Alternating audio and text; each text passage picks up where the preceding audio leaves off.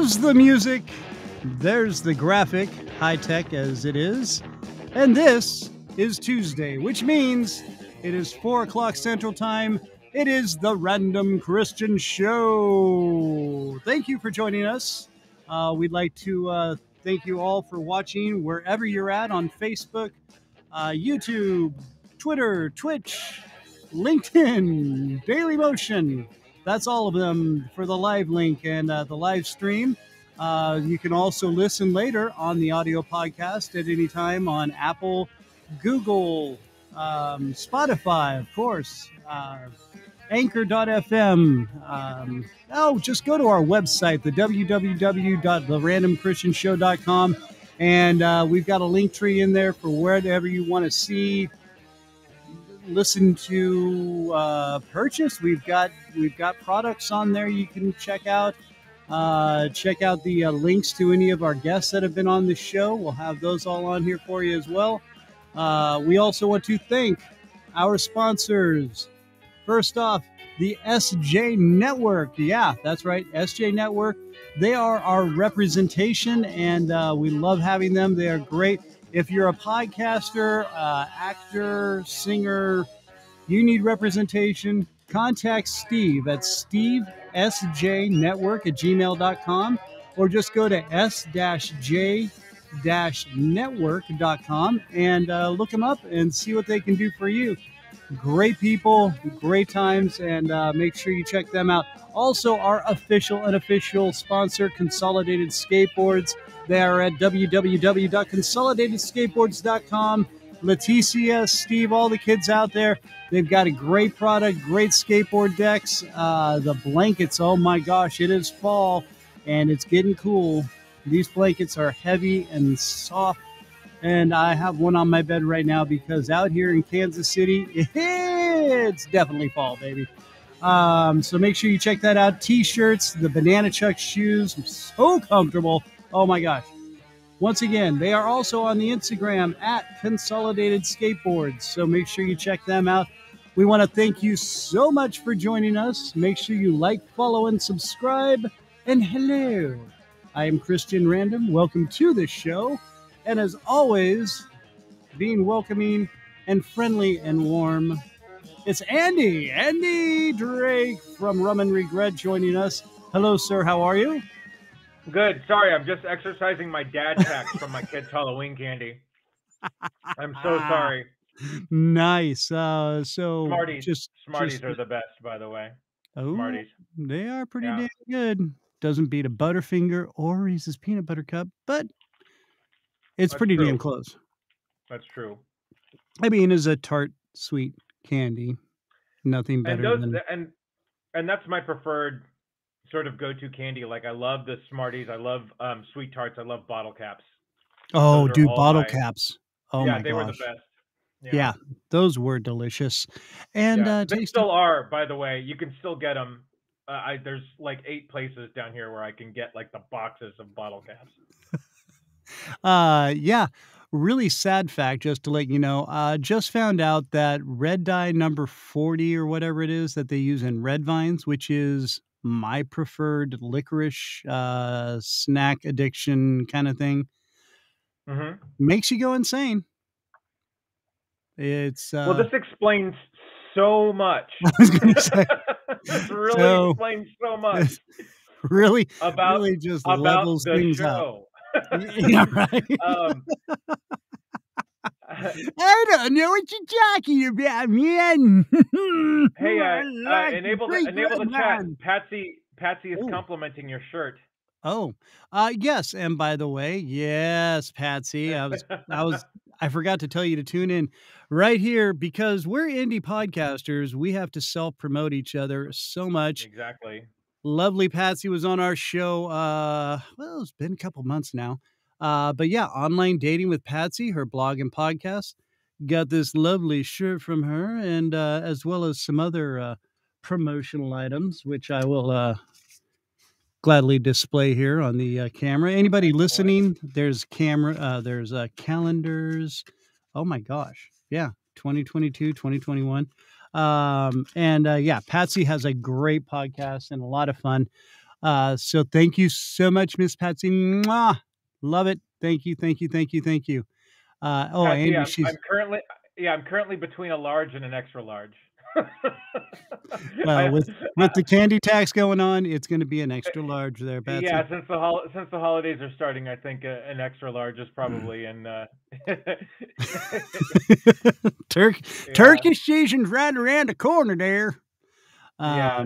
Beautiful. And let's shout out Matt too. Matt's got a headache today, so he's not going to join us. So Yeah. we hope he gets better quickly. Yes, he does. And a little shout out to my lovely wife, who I'm hoping is doing okay. I've got my daughter watching over her right now. She has been blasted with the COVID. Very scary few days there. She's starting to come around the corner. So love you, babe. And I'm glad you are starting to feel better. And thank you for letting me have time to do the show today. Which, speaking of, we've got Mr. Kennedy Phillips. Man, yeah, this guy is amazing. So much, and just because I'm also a voiceover geek, looking through his, I want to say file because I have a file on him, but his resume, he's done so many different things: a Foley artist, writer, director. He's actually one of the voice artists. Um, anyway, he's going to be on the show here shortly. He's done a lot of YouTube animation shows. His most recent, Clutch Kobold, Hell of a Boss, and well, he does Has Been Hotel. Hold on, I'm making sure I'm reading it right. And the Magus Elgar, which is really cool. I've been kind of addicted to that. It's like a podcast story in a way. It's like a soap, but it's set back in. It's a fantasy. Right, award-winning Magus Algar, isn't it? Yes, I hadn't gotten there yet. I'm trying not to do too Sorry. much yet. But yeah, Sorry. no, award-winning. Dude, this guy is so good. He got an award. I think it was an Audi for his his voiceover promo to hire him. It's awesome. He's great. And you can just tell by looking at it, which I tried to get to download. For some reason, it wouldn't download. I actually figured out a way to pull up our little magic screen here. Let me show you. Look. Okay. Magic screen. There, it's coming. There's magic screen. Can you see it? No. No. Let's see. Let me see if I can pull up something off the magic screen and don't push any buttons. I know I'm scaring myself. Danger happens when you start to push buttons. It didn't work. So hey, even better. But anyway, I was trying to make that happen. Oh, because there it is. Kids. This is Random Kristian checking in with Can you. you Just see reminding anything you, or just hear it? Tuesday. That's right. All we do Tuesday, is hear it. We are going to have Mr. Let's just take that off now. And removing source. Boom. Okay. So again, I proved my technological expertise is and see. Well, at least it hasn't gotten worse. No, we have not regressed. We've just we're holding steady. We're holding steady right now, and that's okay. That's good. We'll move forward eventually here. Also next week, quick plug. And by the way, if you are watching or listening, please like, follow, and subscribe on whatever venue you are using and watching us through. Next week, voice actor and actor Sam Klossman will be on. He is the voice of Donald Duck. He is the voice of Little Quackers from the Tom and Jerry cartoons. Great guy. Spoke with him for a little bit on the phone. Just super, super nice man. He's got a laundry list as well. He's been around for quite some time. He's worked with Lucille Ball, which we've been on a real Lucille Ball kick lately. I think so, yeah. Because last week, Larry Hankin had he almost got taken out by Lucille Ball. Right. Yeah. Yeah. It was quite interesting to hear Mr. Hankin. So yeah, we've got that coming up. Several other great guests. And in a couple of weeks, we will be actually on a Wednesday. with Mr. Mark Cashman on the 17th. We will not be on Tuesday. We will be on Wednesday, the 17th, with Mark Cashman. And then we'll have Ashley Lawson, an actress. And anyway, let's not jump any much farther than that. We will have a political lady at the end of the month, Miss Mavita Johnson Harrell. She is, we'll just say she's a politician, and I don't subscribe to any parties or anything, but yeah, she's very impressive, lobbying for gun rights and things like that, gun safety and all that. So anyway, those are all coming up. Yeah, no, very excited. She seems like a super sweet lady. Cool. So very, very interested. But speaking of interesting, nothing's more interesting than when you go, hey, what was that? Did you hear that? What was that? Yeah, that's because of guys just like Mr. Kennedy Phillips, ladies and gentlemen. Kennedy Phillips, sir, how are you? Hey, everybody. Honestly, I was just marveling at your opening for your show. Like, I always, the one thing that I love about like these kinds of podcasts is that they are on absolutely everything. And their usual openings are like so there's like so many like additional pieces to it. Like, be sure to watch the Random Christian Show. We're available wherever you are: Facebook, Twitter, Twitch, Amazon Kindle, Alexa, washing machine, refrigerator. If it's Wi-Fi, we're on it. Just be sure to take solace that if your mechanical masters are brutally murdering you right now, the Random Christian Show will likely be playing in the background. Yes. I'm taking that as a recording. Yep, clip it. That is going out, baby. That was gold. Cut, take, pay him. Let's go. Anyway, hi, I'm Kennedy Phillips. I bang pots together for a living. I am a sound designer by trade.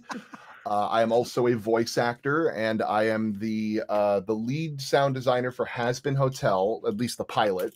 And I'm on the sound team for Hell of a Boss, which recently just had a episode release with 6 million views in the first 2 days of it coming out. And I am the creator of the audio drama Magus Elgar, which is a fantasy comedy inspired by the works of Terry Pratchett about 2 casters and 2 scientists working together to fix magical anomalies they accidentally caused. Yes. Okay, that's way better explanation than I was going to give it. But dude, and it is so cool. I love it. I mean, it really reminds me of the old radio shows, you know? Yeah. That, I mean, it's like so like right along those lines, except way better produced and sounding. And I just, it's I mean, I'm just a nerd anyway, but I was like sitting there, I was like, oh my gosh. And I'm listening to it and like, cause I used to listen to that on AM radio back in the day. They would do that late at night, as play those old radio shows and stuff like that. And I would listen to some of them and I'd just get wrapped up in them. And, I'd listened to them a lot when I was a lot younger. The first time that I actually I discovered audio dramas was actually in elementary school.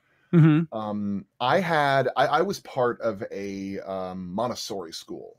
Now, if you're not familiar with Montessori school, it's like a type of teaching where they kind of just let you do whatever you want and you kind of evolve on your own.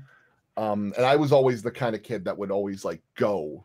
And I had a very insatiable curiosity. And one of my favorite things that we had set up in the classroom was this large cardboard box covered in glow-in-the-dark stickers. There was this elegant curtain that like you'd push it aside and walk in, and there would be more glow-in-the-dark stickers inside, and a tape recorder. And you press the tape recorder, and it would give you an audio drama of you launching off into space and landing on the moon and walking around on the moon for a little while. It was like a second person experience where they just described to you everything that was happening around you. And I found it spellbinding. It was really exciting, but I didn't think of anything of it at the time up until like many years later, where I started listening to audio dramas again. Right. But I've always been an auditory listener. Enjoying these kinds of experiences. So when I went to college, a friend of mine introduced me to an audio drama that was a comedy called Professor Nebulous, which was a parody of Doctor Who made by the voice of the Daleks of all things. Yeah. And there was only like I think 18 episodes, but I watched them over and over and over again, and eventually got convinced to try and make my own shows. I had made some audio dramas before then, but they were not very good. And they have been buried in the annals of internet history that you'll never be able to find. But they are still up there somewhere. If you can recognize college age my voice. Yeah.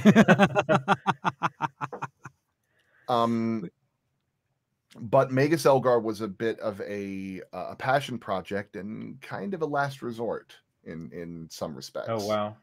Okay. What do you mean by like a last resort? Was this like, you're like, well, I'm giving up, I'm just going to give it one more shot and see what happens? Or when I first started working in the film industry, I went to Chapman University to get my master's degree, and I had worked beside really incredibly talented people.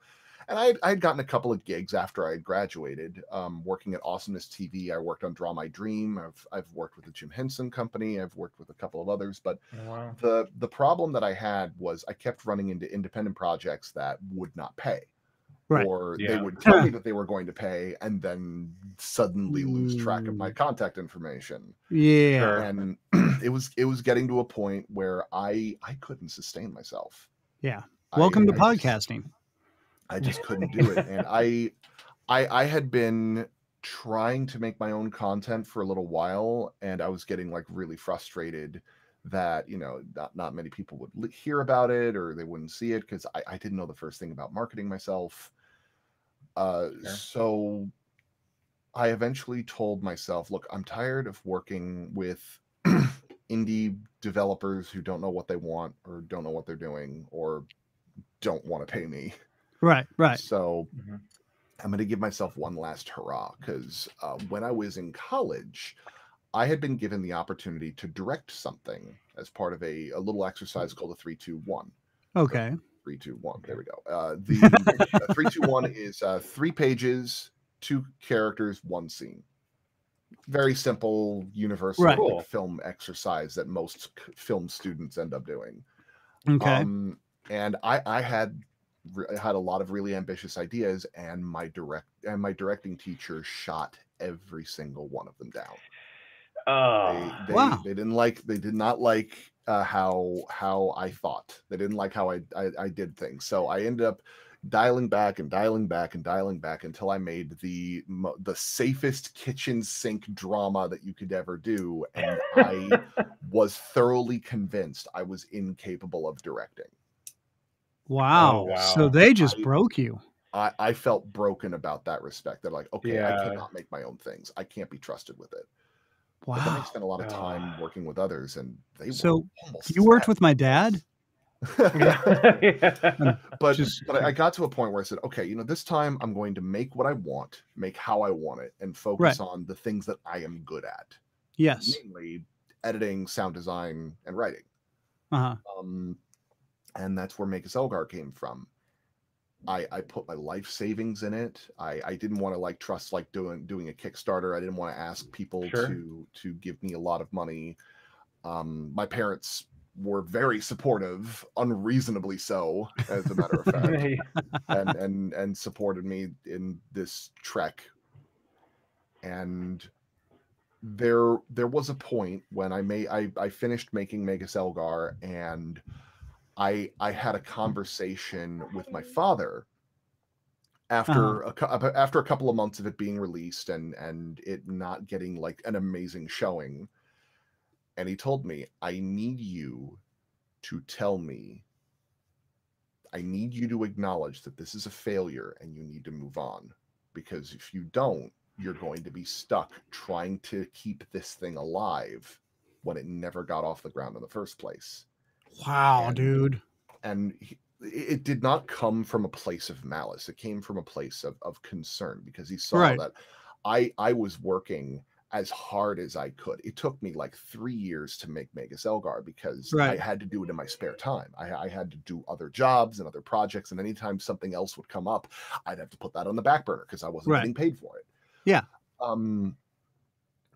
And I was like, okay, I did my best. I got a shot, and that's it. And then I got contacted by the Audio Publishers Association saying, we want you to come to New York because we've nominated your show for an Audio Award for Best Original Work. Damn. That's awesome. And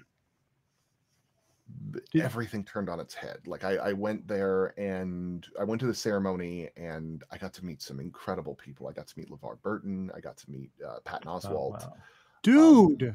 And like Patton Oswalt actually like announced my category at the ceremony. Oh, nice. Oh, that's cool. It was so cool. And I got to meet my main actors for the first time, Sandra Espinosa and William Violinis.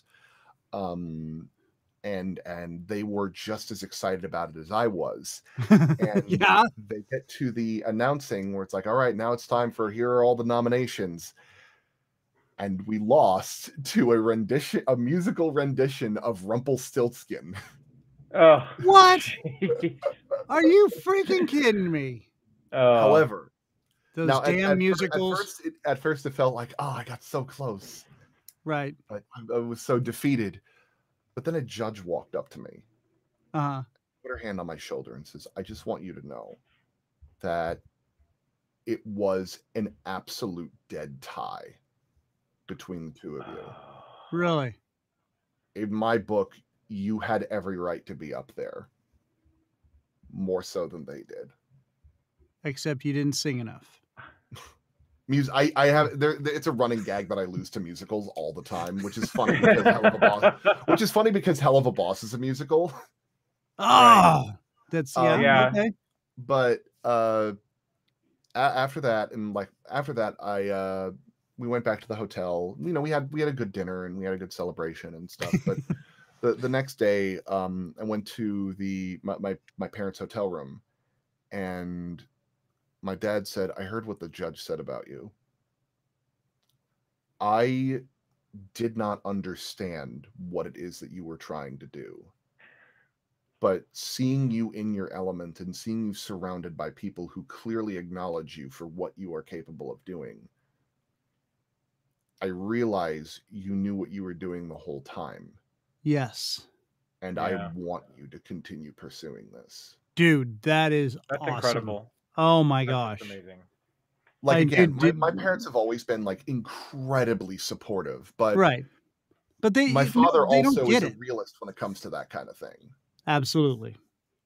And that cemented that I wanted to do this for the rest of my life. Yes. And that is so cool that they, especially, you know, I mean, yeah, your dad is probably very old school, like a lot of our fathers are, you know. I mean, my dad, I quit the family business to pursue radio and was told I was the biggest fucking idiot in the world. You know, and, you know, but it's funny nowadays because he sees what I did.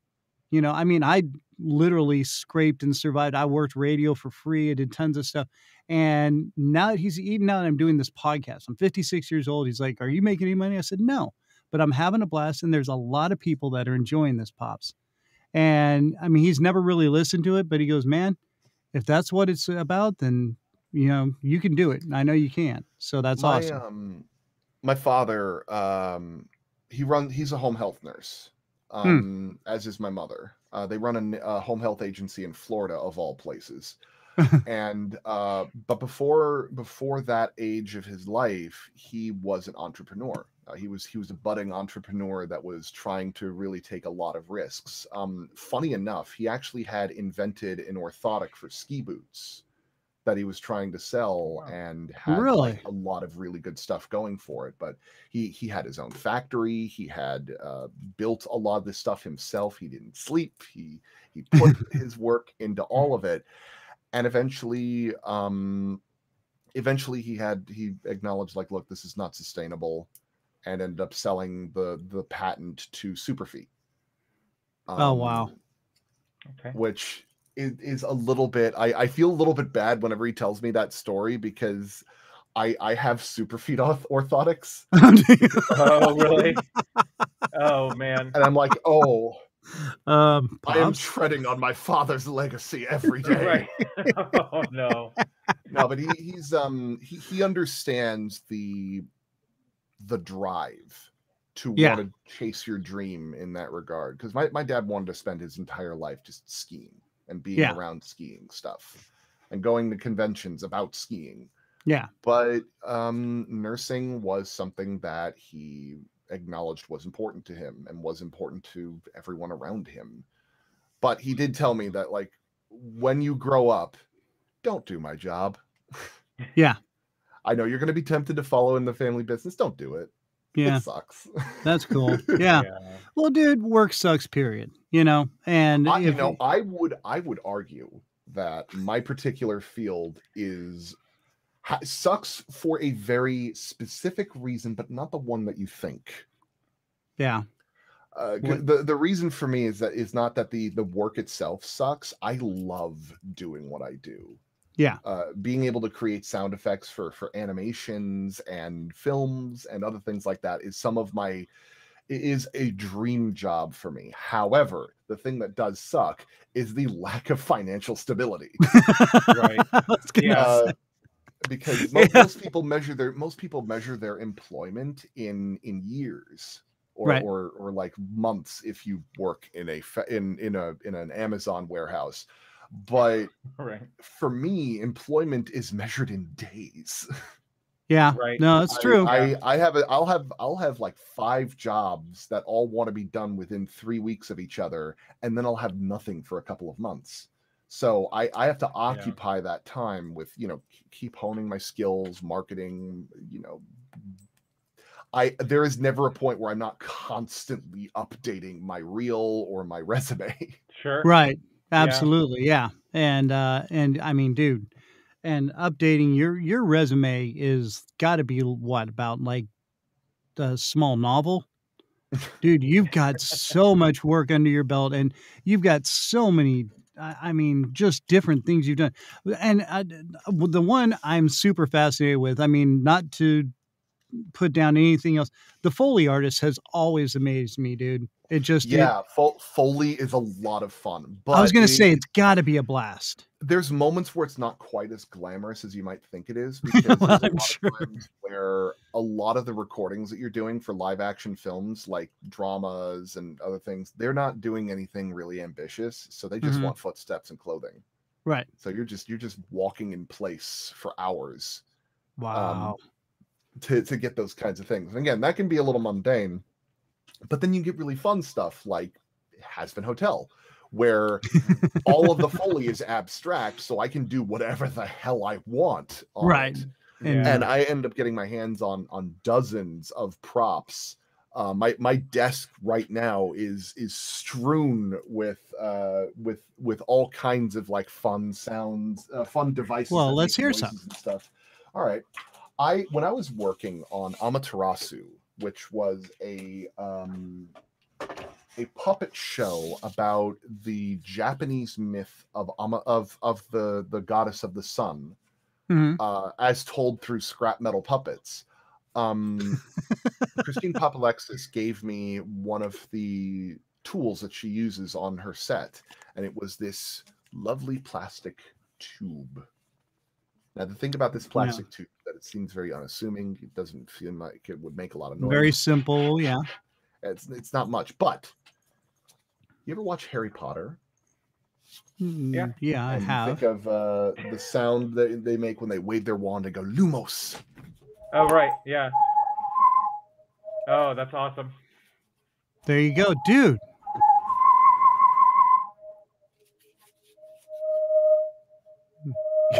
Cool, right? Yeah, you've almost got an instrument there. Yeah, I mean, I've got other things here. Like I've got like a little kalimba for these kinds of things. Oh yeah. Oh. I've got this little wood clacking thing, which sometimes I use to simulate like horses or some other things like that. Like I love this thing because of the way that it makes like little wood smacking sound. You can like slap it. It's so crazy. Just the simplest of things can make the most amazing noises. Yeah, you've got like little things like a little egg shaker, right? Yeah, or like a little rattlesnake. Yeah.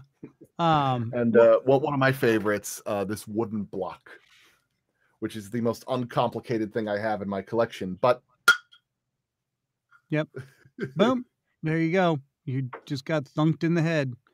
I also have one here. I've got this meditation bowl that I love bringing out every once in a while. Oh yeah, yeah, and an allergy bowl. Right. Really got to put this thing upside down. But now, when you bring it by itself, it's just a nice little gentle ding for meditation. But what I love about this bowl is how loud it can get, because what you can do is if you stroke it along the rim.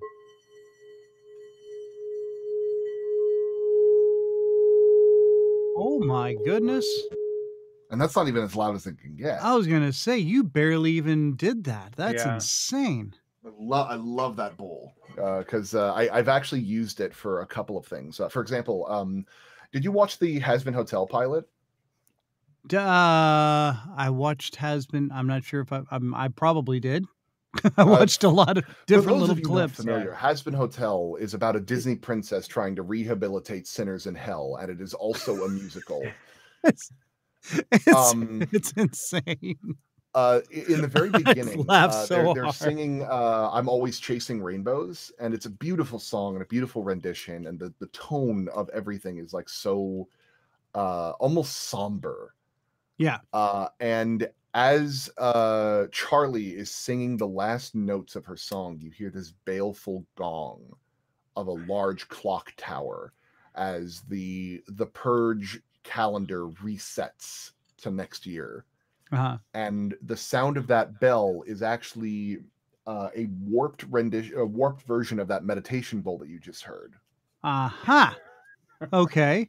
So now, where do you get the ideas for this stuff, man? I mean, is this just like, I mean, you know, and I'm not trying to be rude because I come from this background, but I mean, did you hit the bong a lot and these things just hit up in your head, or you're going to be utterly astonished. I have committed myself to the curse of sobriety. I have not done any drugs. I have not done any. I haven't smoked. I haven't done any alcohol. One time that I've done alcohol was during a time where I didn't exactly have agency in the matter. I was like 8 years old, and some dude gave me. Here you go, Sonny. Yeah, he did it to shut me up, and I found out that I was like a blind rage drunk, apparently. I tried to rip right in the nuts. I tried to rip. I was so angry while I was drunk. I tried to rip the radar from the cockpit of the boat and throw it overboard. Oh wow! My dad had to stop me. You were like this pissed off drunk monkey, just running around. You stupid bastards! I'm turning this boat around. Anyway, why is the 8-year-old kid all over the place? Wake up 2 weeks later in Vegas. So I have never been bereft of imagination, but one of the big things about sound design that I can tell you is that you have to look at it and break it down to its base parts. Almost everything can be extrapolated based on the elements that help construct it. Think about when someone talks to you about a painting and they talk about how the colors really help construct an illusion or a semblance of an evoked emotion. And how they layer them in and all that. The same thing can be said for sounds. Okay. Your favorite sound effects likely don't exist in reality. What they are is something that's been engineered by the layering of hundreds of other sounds stacked on top of each other, providing an illusion of something completely different. Some of my favorite sounds are things that I've never been able to hear in real life, but have been just spellbound by, or rather just very rare sounds. And I usually like to break down what is it that made them in the first place. For example, someone had presented to me a vibration recording of a glacier where it was a sheet of ice on top of a lake and a glacier nearby, and the ice was thawing at a glacial pace. And Well, every once in a while you would hear this loud crack, and it would like resonate through the water, like almost like someone smacking a power line, or like a cable for a bridge or from a suspension bridge.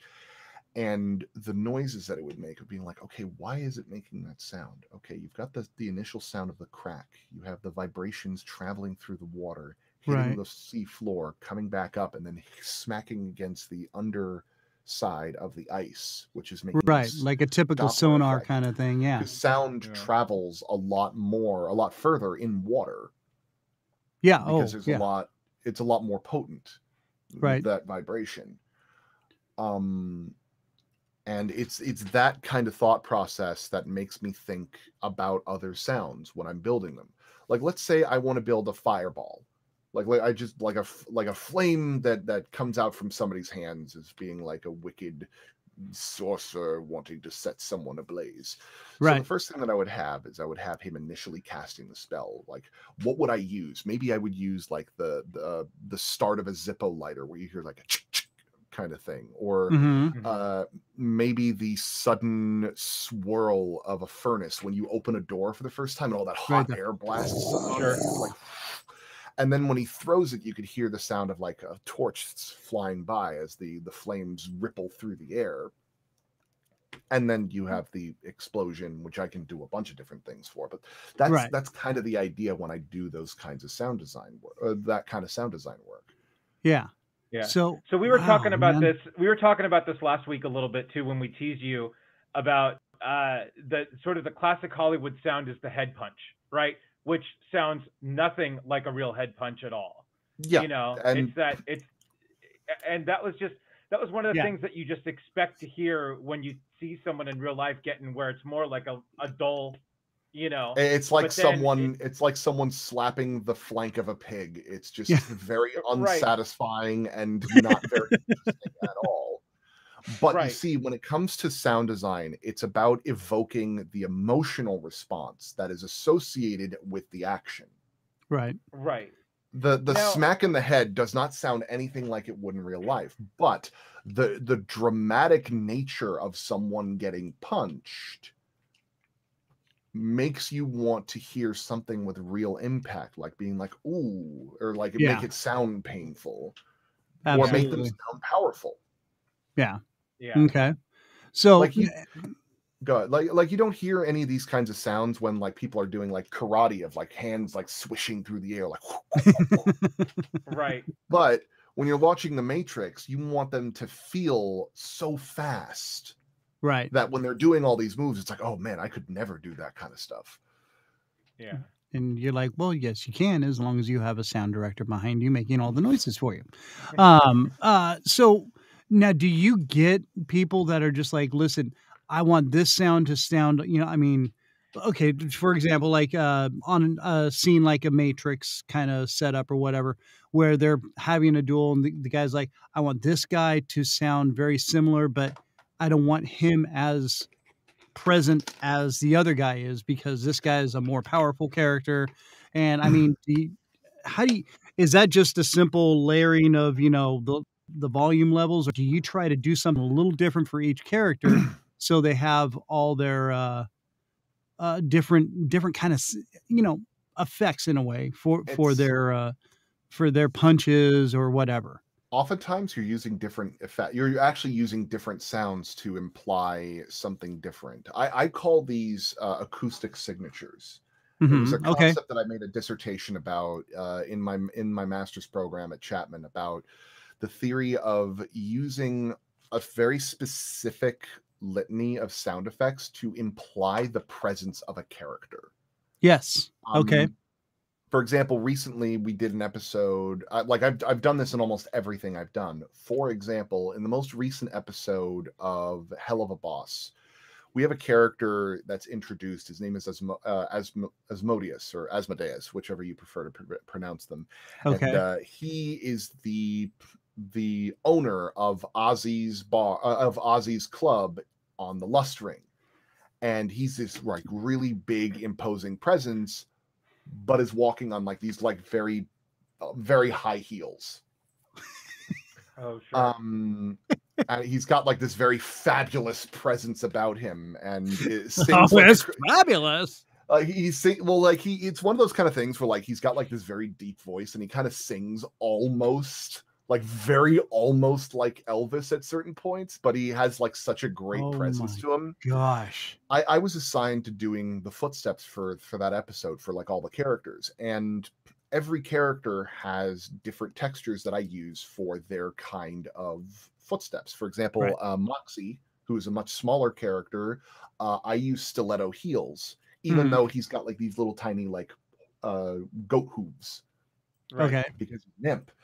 But with Asmodeus, he's like this really big guy, but he also has like these high heels. So instead, what I do is that I focus on what is more important, literally the high heels or the size and presence of this character. Right. So I focused on the emotional relevance and focused on him being bigger. So he sounds like a big giant monster stomping around on this stage, despite the fact that he's wearing high heels. And there's only a few moments where like he has like a very gentle touchdown where we go with a lighter touch of it, but and like focus on the heel itself. Because he's this really big presence, but he's also like almost graceful in some ways, because he's like dancing and spinning around and making a show of it during this massive musical number where he just utterly steals the show for a good like 3 minutes of this episode. Oh my God, I gotta see this. So now, and this is one thing that I was curious about too. Now, do you have like a call sheet of sounds that you need to make per episode, or are you watching? You're just watching it and you say, okay, this needs to sound like this. This needs to sound like this. There's two ways that you can go about it. Sometimes there's making a cue sheet, which is usually important when you are assigning a Foley artist to the job. So you'll like create like a massive list of sound effects you need to get through. And I've done that a couple of times. It can be a little daunting. I actually really like, can't imagine, because what they'll give me a project and be like, okay, you've got 3 days to get this done. I'll be like, I don't have time for a cue sheet, so I'm just gonna watch as I go. Yeah, just gonna go. And like what I will do is I will actually go through everything that I work on frame by frame and watch it that way, being like, okay, his foot's landing there, okay, his clothing is moving here, okay, he's making a big dramatic motion, okay, his eyes are going up and down really quickly. And it's that kind of frame by frame breakdown that lets you get those kinds of things.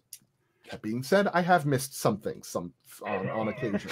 I was going to say, I'm not going to pretend that I am. Wow. Right. That is just, I mean, yeah, okay. So, and basically you're talking about maybe just 5 minutes worth of stuff, aren't you? And you're talking about like 10, 15 minutes, but that's I mean, literally a very small time frame, but it's taking you 3 days and probably 12, 18 hours a day. I'll tell you something. I for Has-Been Hotel, it took me 200 hours to complete that 30-minute pilot. Wow. 80 of those hours were in 1 week. Dude. Oh my Lord, have mercy.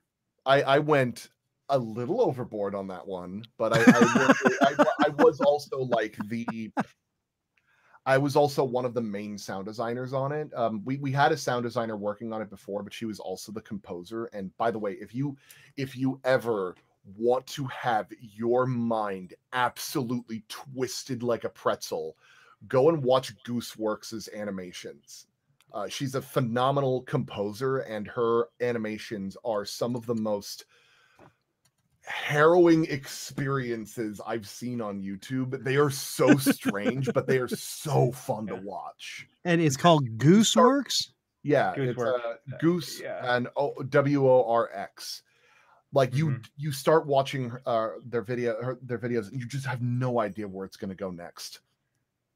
All right. I've seen a few of them. Here. I'm trying to remember which ones I saw, but yeah, I remember watching it and I'm like, man, wow, like what? Just the inspiration behind it was like, I mean, just to come to that conclusion was like, wow. Yeah, so like they were focused on doing the music, and I was assigned to work on the sound effects, and I was doing most of it myself. I had like a technician helping me with like some of the Foley recording, and I had a mixer helping me with that, but most of like the design work was all me. Yeah. Wow, dude. And in case anybody's just joining in, we've got Kennedy Phillips here. He is sound director, Foley artist, writer, actor, voice actor. I mean, you name it, pretty much anything that has to do with sound or recording. Kennedy's involved in it one way or another. Worked for DreamWorks. Please, if you're watching, join in on the chat. If you've got questions for him, I want to say hi to Tim and Corey and Patsy all out there right now. Now, how much freedom do these guys give you? I mean, do they just hand you a film and say, okay, listen, we trust you, keep it like this, but do what you need to do? I mean, how much do you get that?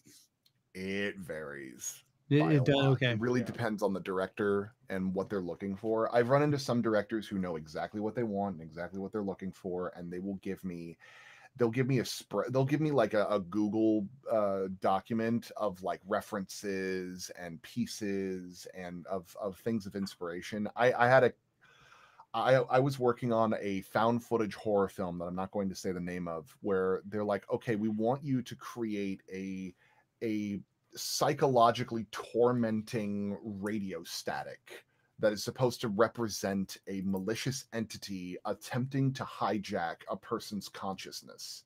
Oh my Lord! Here are some references of some things. Here is a document about MK Ultra. Here is samples of like some of the most unpleasant noises we've ever heard that we're thinking about. There's a recording of my ex-wife on there. Here's the frequency range we want you to use.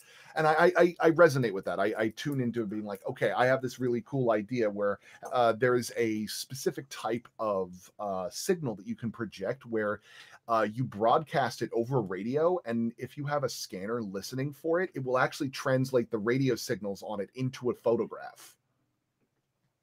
Whoa, the sound's really unsettling. Like it's like this very strange chirpy noise. Like do you guys play video games at all? Oh yeah, I'm a big gamer. You guys ever play Portal 2? Oh yeah, of course. So there's a segment in Portal 2 where you get to the faith plates for the first time, where you're like bouncing through all of these things. And you grab, and if you actually press the button to like bring out the weighted cube to finish the puzzle, one of the things that'll pop out is a radio, and you could grab it and then launch yourself into a specific corner of the map. And when you do, the radio starts broadcasting exactly one of these kinds of signals. And if you translate it, it shows a picture of the companion cube on the moon. Yeah. Oh wow, that's so cool. That's cool. Oh my god! You'll actually get an achievement if you find it. Right. Yeah, I heard about this. I watched somebody do it on YouTube. I wasn't, but that's so cool. Yeah. Yeah, like that was actually the first time I discovered like that kind of signal, and I've been using it for a couple of projects every now and again. Okay, and so fun. Like I played video games not so much anymore, but I mean, I would love to, but you know. There was one that I used to play. It was called Silent Hill.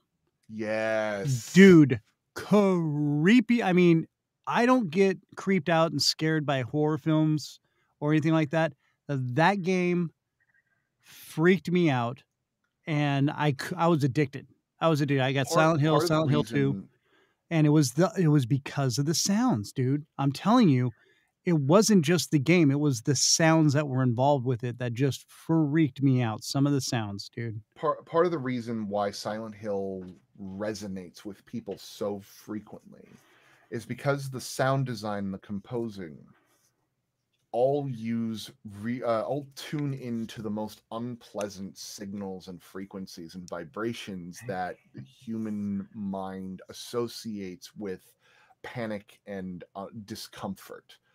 The sound of screeching metal, the sound of like squeaking and squeaking and crying, all tap into a sheen of audio, a sheen of frequency that like makes it almost unpleasant to listen to, but it also like it sounds unlike anything you've ever listened to.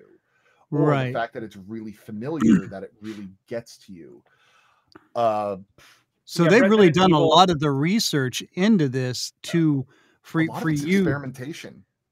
Really? There's actually a device that somebody had made a long time ago, which I will, if I ever get the 30 or 40 grand of chump change that I need to just spend on toys, I'm going to buy this thing. It's called the Nightmare Machine. No, sorry, it's called the Apprehension Engine. Oh, wow. I'm already apprehensive just hearing it. It is a machine. The Apprehension Engine is a wooden box full of metal rulers, of wires, of violin screeching things that you can manipulate and play with, and it is a box specifically designed to create the most unpleasant noises you have ever heard. Oi. That's incredible. Wow. Resident Evil does those sounds really well as well.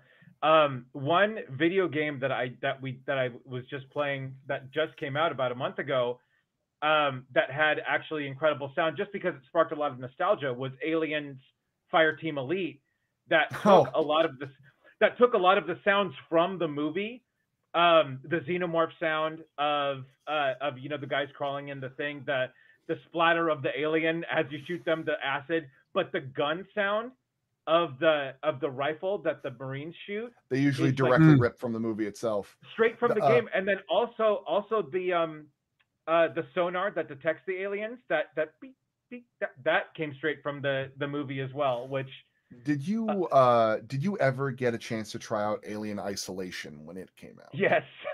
Yes. I'm going through it right now with a friend of mine, and that's been a lot of fun because I love that game because the sound design is so solid in that.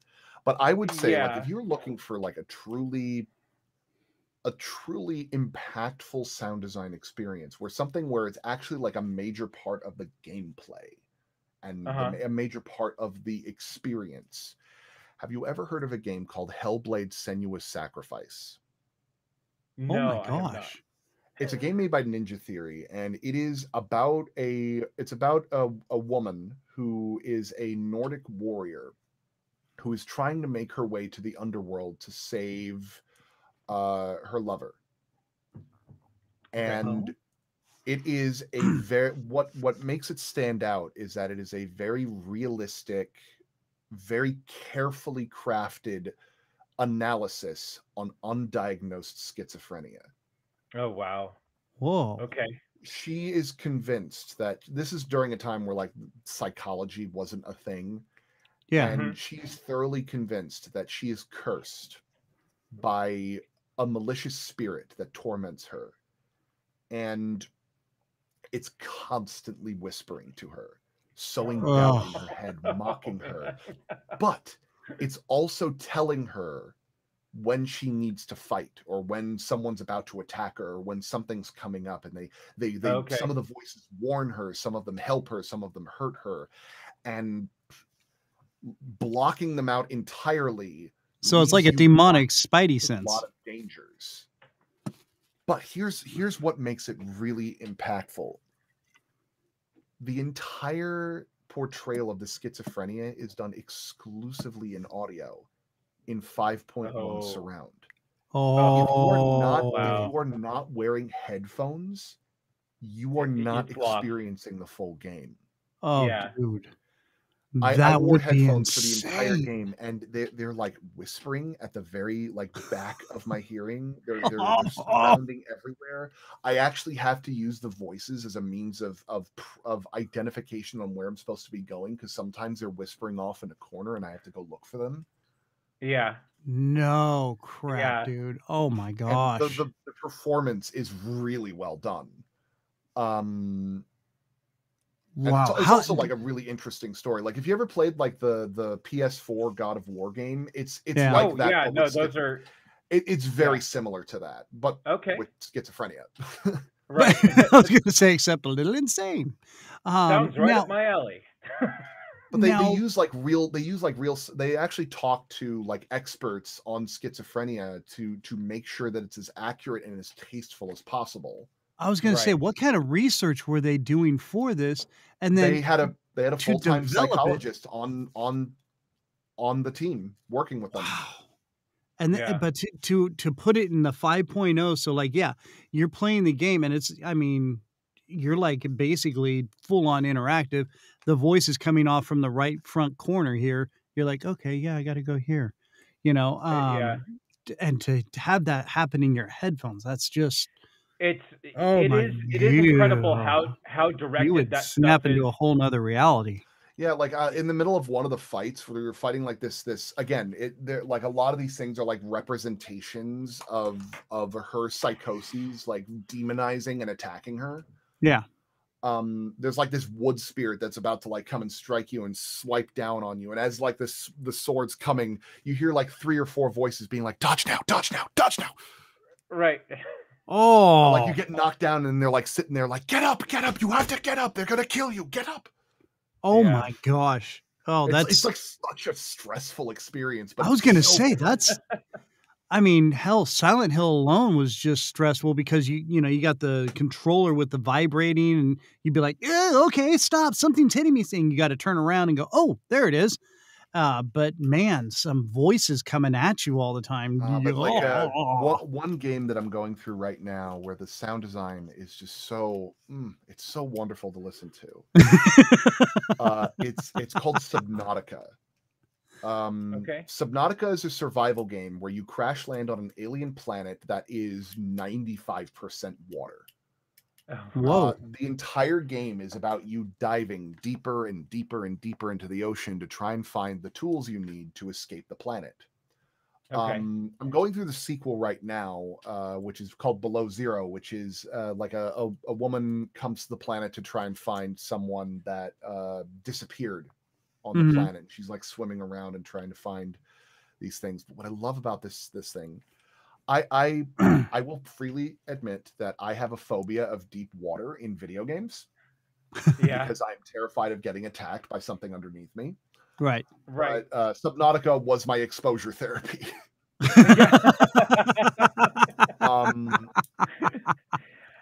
But like the ambiences and the presence of the water and everything around, you could hear whales off in the distance. You can hear the current moving back and forth. Oh. You could hear like the rumble of thermal vents off in the distance, and there's something serene and meditative to it. Yeah. Oh well, dude. Being underwater is very So now, do you play? I mean, you're obviously a big gamer, but now you're also doing a lot of analyzation while you're doing this. Are you like learning a lot from the development of these games? And I mean, obviously you can write them off as research, and there's your tax write-off, and boom, free game. One of the things that I really wanted to learn a lot about is VR. So I bought a PlayStation VR and kind of got a bit of a feeling about how they did like 3-dimensional panning based on head tracking. I actually have a device here. These are my like mixing headphones. They're the difference between the ones that I've got right now and the ones that I'm holding in my hands. So these are Beyerdynamics DT880s, and these are open ear mixing. So they actually are a much higher quality, but they require a lot of power to run. So they're usually running a little quieter. But I have this little device up here, this little Waves NX thing, which is a head tracker that when I activate it and I tilt my head side to side or turn left or right, it tracks the movements and will accurately recreate that is cool. the space for my panning, so that if I'm doing a 5.1 mix or if I'm doing a stereo mix even, I can listen to how it would sound. I even have a plugin that allows me to digitally recreate the same response frequencies that I would get if I was sitting in the Abbey Road mixing stage. Oh wow! It's not perfect, but it does it does help a little bit because my space isn't like perfectly treated for one-to-one mixing, right? And you need to have your space sound proper in order to like actually get the mixing done right.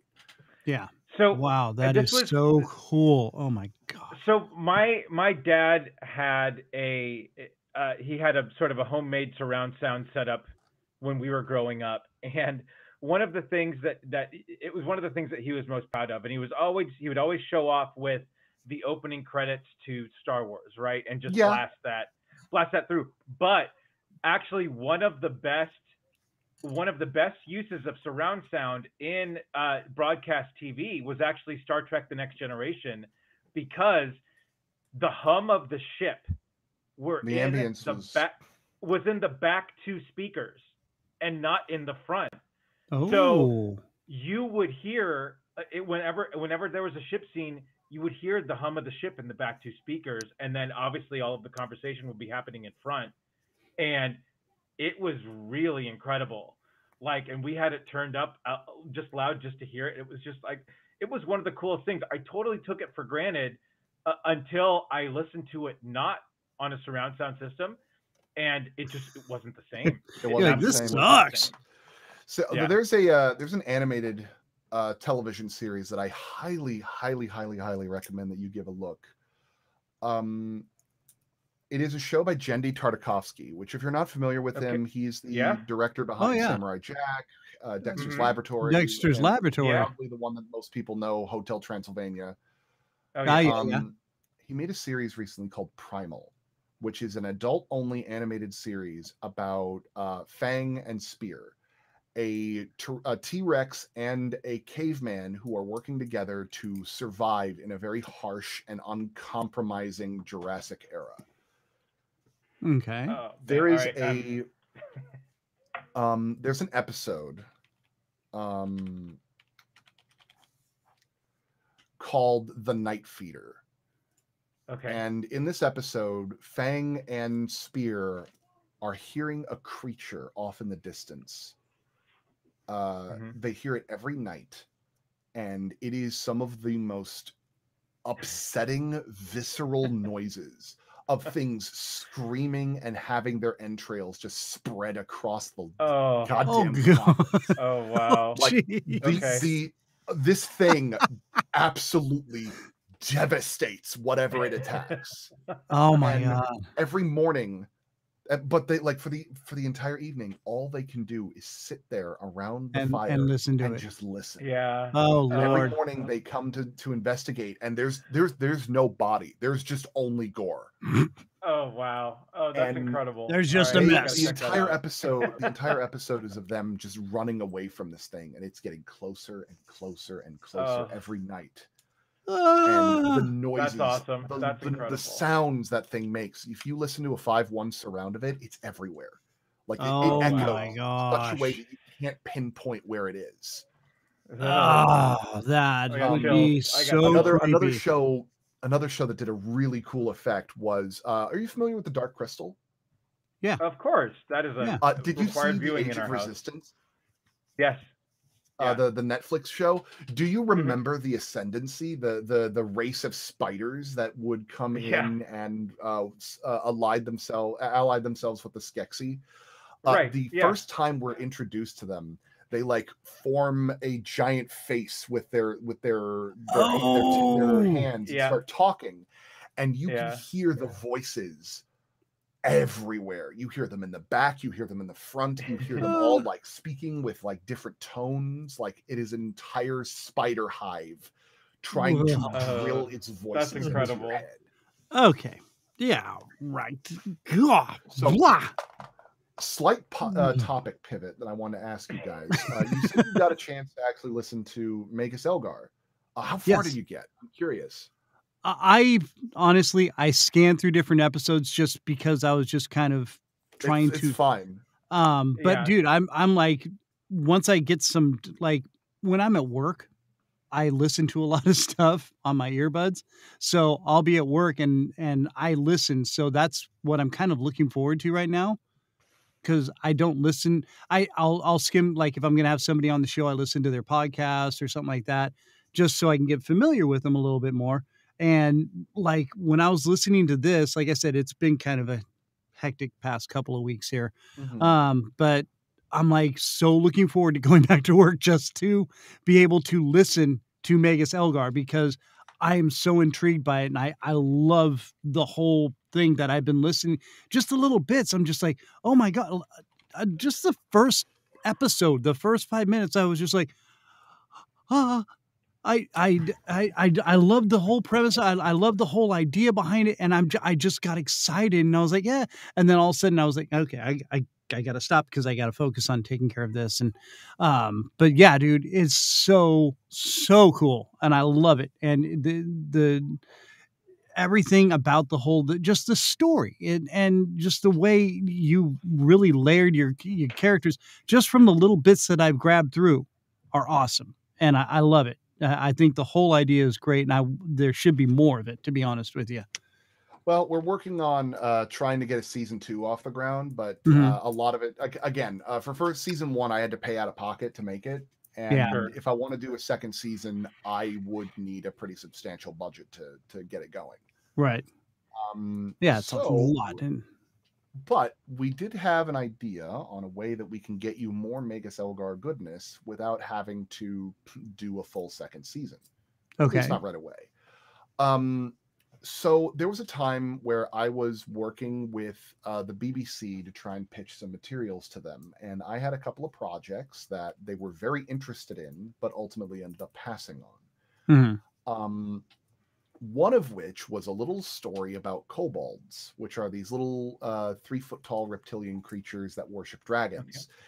Okay. And it was so close to it being Magus Elgar, it was almost like a spin-off, like a stealth spin-off. Right.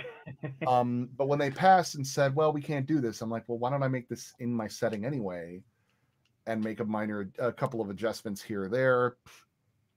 And we ended up trying to experiment with Kickstarter to try and get another audio series off the ground. It's only 6 episodes, but it is like a very attainable goal to get people to try and invest in it. Right. And that's where Clutch a Kobold Story comes in. Yes. In Clutch a Kobold Story, it is a audio comedy in the same universe as Magus Elgar about 3 kobolds who go on an adventure to try and find a new dragon master after they accidentally kill their old one.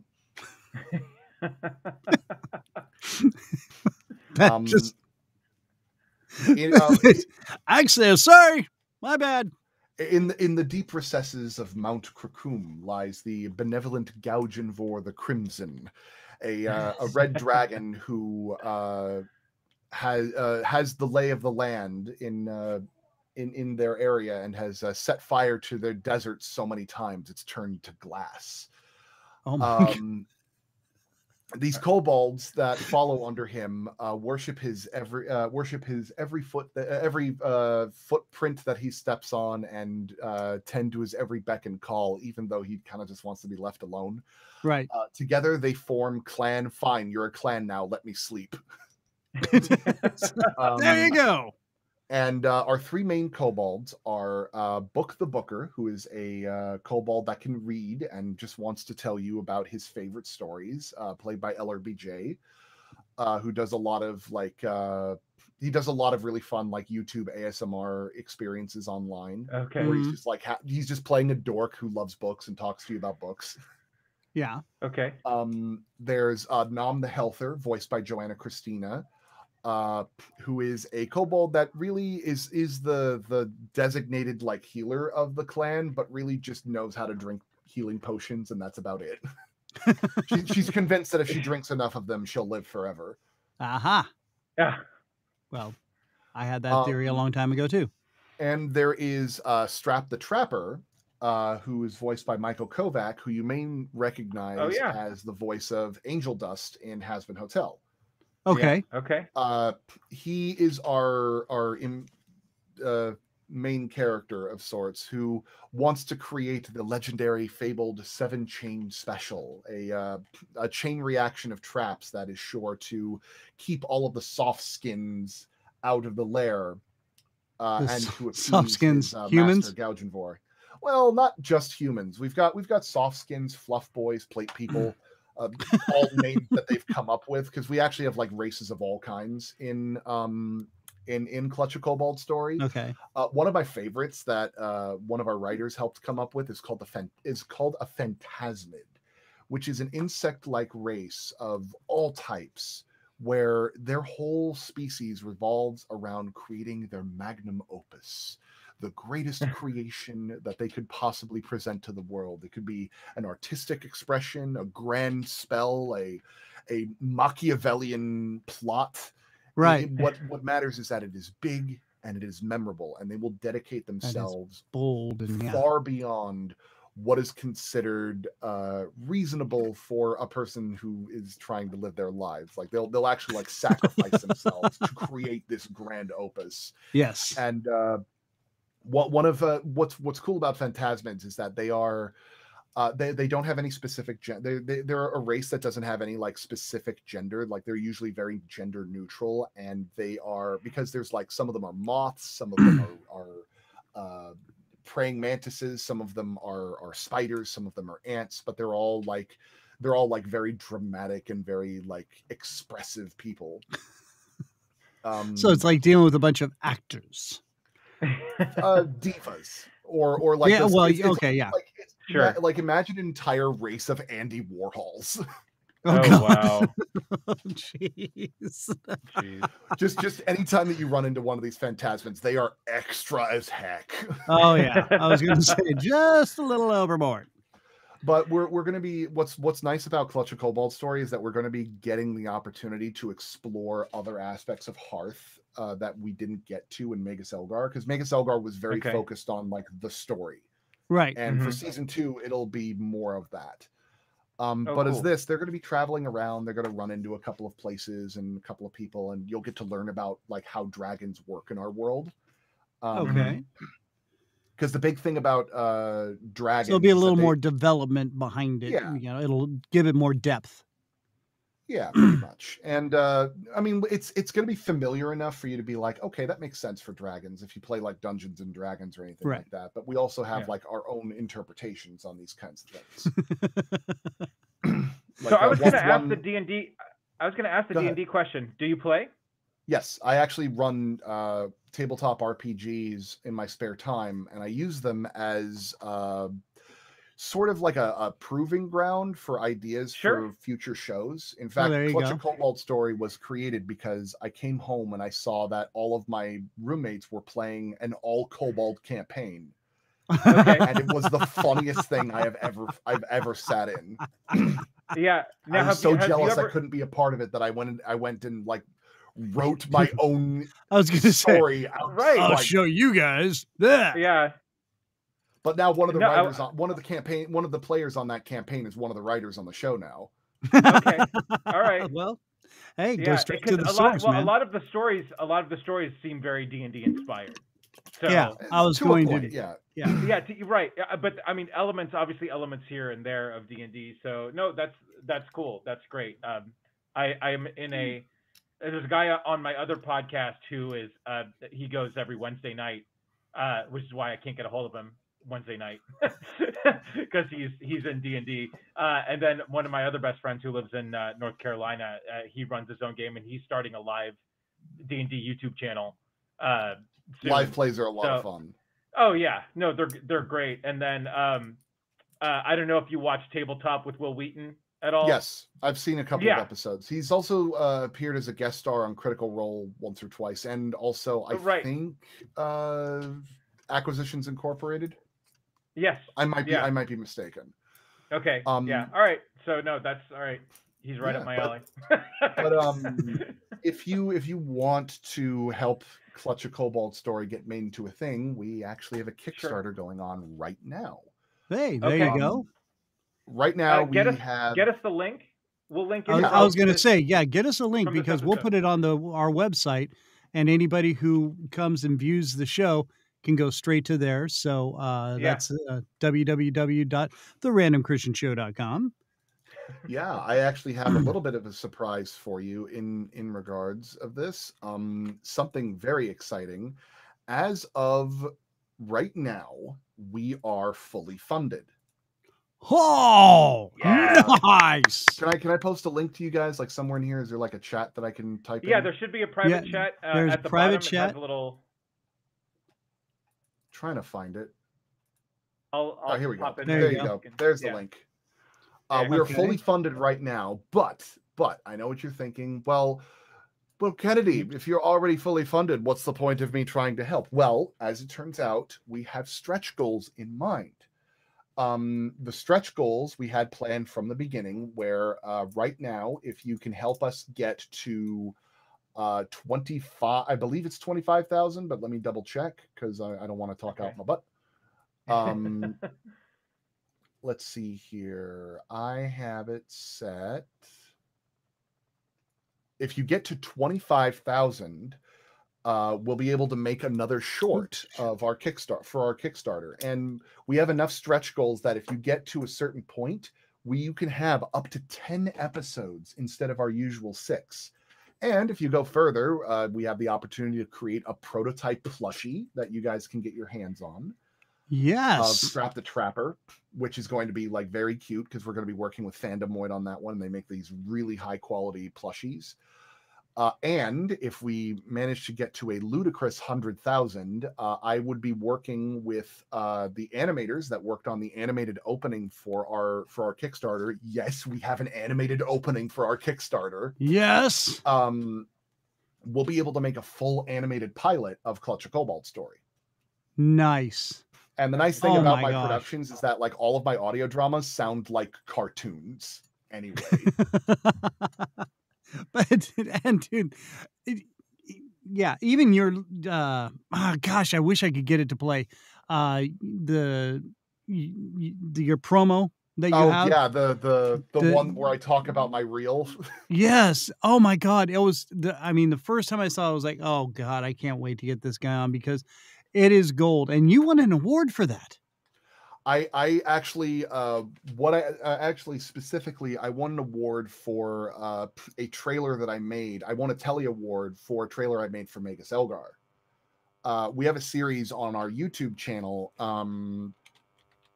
called A Primer, where I actually explain about a bunch of concepts of the world of Hearth as the Magus Serling Tentorn, an educator who wants to teach you all the wonderful things about Hearth. Yes. That the trailer that we ended up getting an award for was The Birth of Magic, which was a sort of a story about the creation myth of how elements came to be, which are the concrete and abstract representations of everything that exists in Hearth, that range from everything from fire and planets to hatred and food comas. There you go. Okay. So, and I've thrown up the link for the Kickstarter, and I did not put an explanation because, again, I'm horrible at that. But it is up there. There's a video on the Kickstarter that explains what everything is. But yeah, like our initial goal was just 6 episodes, and the more funding we end up getting, the more episodes we can make. Now, the reason why the stretch goal from like our main primary goal to doing extra episodes is so expensive is because the part of the budget was reduced a bit so that I could actually afford to pay a lot of these people. Okay. But I want to be able to pay them what they're worth. Right. I want to get studio rates. So if they're going to be my 3 main actors are going to be in studio playing as their roles, and they're going to be actually be able to like improv off of each other and be in the same like recording booth together, right, which at helps Melody Gun Studios, which is dramatically really great to make a better experience. Absolutely. But renting out the studio and renting their time gets expensive. Right. We have it set up where we're going to be having like 5 days of their time to do 6 episodes, which is a very short amount of time. Yeah, I was going to So the say stretch that's goals not a whole lot. will help pay to have them stick around a lot longer. It'll help pay our composer. It'll help pay mixers, and it will help us hire more people to get this done right. Yes. Because keeping in mind, I am going to be having like a dedicated sound designer per episode, but I'm also like the sound supervisor on it. So it's my sound design where they are helping build the framework. Yeah, absolutely. The last time that I made an audio drama like this, it was Magus Elgar. And I love working on Magus Elgar, but it suddenly got really bright in here. Let me fix that real quick. No worries. And just to quickly explain something to the layman, because I do voiceover work as well. You think, you know, people can just jump in and knock this stuff out, read a script, and boom, it's done. No, these things take, I mean, even just a 30-second promo can take over an hour to 2 hours just to do. And that's just the voice work. So when I made Magus, sorry, go ahead. Yeah, like I said, I mean, I know, you know, and Andy knows a little bit. The editing, the you know, you've got to hit this word just right or whatever, especially when you're involving with acting and the voice acting, and you've got two different people in two different places trying to feed off each other. It's very hard to do just off of a script. So yeah, if you can get those same people in a room together, reading those lines together, amazing. The chemistry that comes out of it is huge. And so yeah, it also saves a lot of time because we when we did Magus Elgar, we recorded everybody individually at Chapman University. Yeah, and that was 3 weeks of 8-hour recording sessions. Oh, the book for that series was massive. Like for all of our script supervising and checks, you have to go through like each take and make sure that the lines are perfect and are performed properly and properly annotated so that you know where they are. Right. So yeah, like it is expensive work. I mean, yes, we could theoretically make an audio drama where I just get my microphone and I do all the voices, and it would probably sound okay, but I want to do this right. I want this to be as solid a production as I can make it, and I don't want people to work for free on a project of mine, because I have done that many times before, and I refuse to continue propagating that stereotype. Yeah. And unfortunately in the voiceover world, there are a lot of people to do a lot of voice work for little to nothing, because they're trying to get their break and they're trying to help out. And so a lot of things that you hear out there are done by some of these people, and the company ends up, you know, making their money later on. But I mean, guys like you who put together such great work, and you're getting, I mean, it's a passion. It's, you know, it's kind of like podcasting. We don't really get paid for this, you know, unless you're fortunate. Like I'm working on getting some sponsors and things like that right now because the show's finally getting up to that status. But yeah, you guys like you're doing this because you love it, and you're putting out such great quality work, and you get that when you see it and hear it. And there's not a lot of income coming from it right now. So yeah, to get funded is huge, and that's awesome. The big thing about independent productions is that unless even with audio dramas, unless you've got a big celebrity behind you or a very established IP, most companies are not going to bother making an investment to make it real. Right. So if you want these kinds of original stories to be made, you have to support them. Yeah. You have to be willing to be like, put down a little bit of money to help it exist.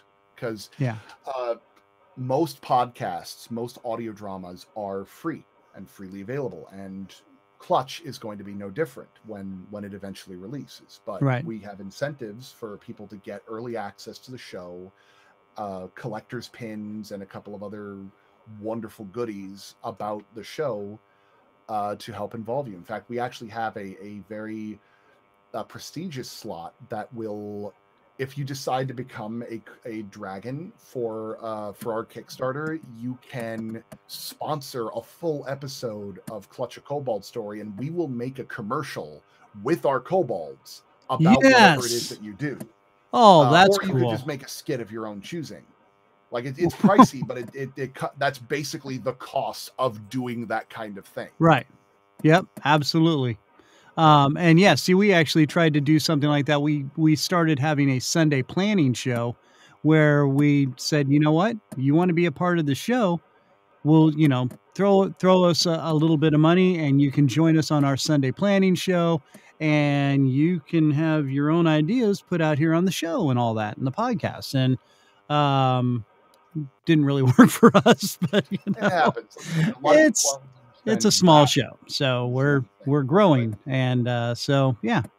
But even the small stuff makes a difference. Like that's a big thing. Like something like I'm gonna let you in on something that like really that hit me really hard. Like I actually got like really emotional about this. Is that I've been looking through the Kickstarter backers, and something hit me really hard that actually got me like really emotional.